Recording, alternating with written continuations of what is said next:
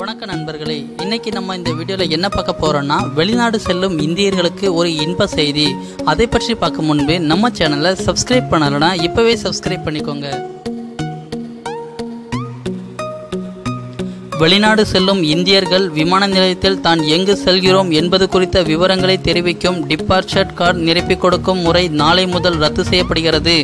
அதே சமயம் ரயில், கப்பல் மற்றும் சாலை மார்க்கமாக வெளிநாடு செல்லும் இந்தியர்கள் வழக்கம்போல் டிபார்ச்சர் கார்டு நிரப்பிக் கொடுக்க வேண்டும்.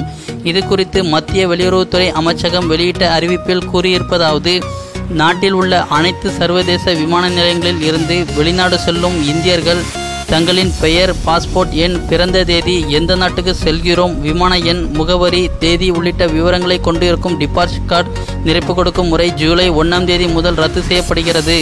அதே சமயம் ரயில், கப்பல் மற்றும் சாலை மார்க்கமாக வெளிநாடு செல்லும் இந்தியர்கள் வரப்பம்போல் டிபார்ச்சர் கார்டு நிரப்பிக் கொடுக்க வேண்டும். இதன் மூலம் வெளிநாடு செல்லும் இந்தியர்கள் நீண்ட நேரம் குடியேற்று துறையில் காத்திருக்க வேண்டியது இல்லை. அதே சமயம் வெளிநாடுகளில் இருந்து நாடு திரும்பும் இந்தியர்கள் இதுபோன்ற விவரங்களை நிரப்பிக் கொடுக்க வேண்டும் என்ற முறை ஏற்கனவே ரத்து செய்யப்பட்டது. இந்தியாவுக்கு வரும் இந்தியர்கள் தாங்கள் கொண்டு வரும் பொருட்களில் வரி விதிப்பு உட்படாத பொருட்கள் இல்லை என்பதையும் தெரிவிக்கும் முறையும் சுங்கவரி துறையினர் ரத்து செய்துவிட்டனர்.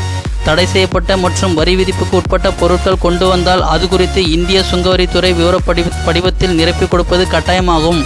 இந்த மாதிரி பல செய்திகளை உடனுக்குடன் தெரிந்து கொள்ள நம்ம சேனலை சப்ஸ்கிரைப் பண்ணலனா இப்போவே சப்ஸ்கிரைப் பண்ணிக்கோங்க.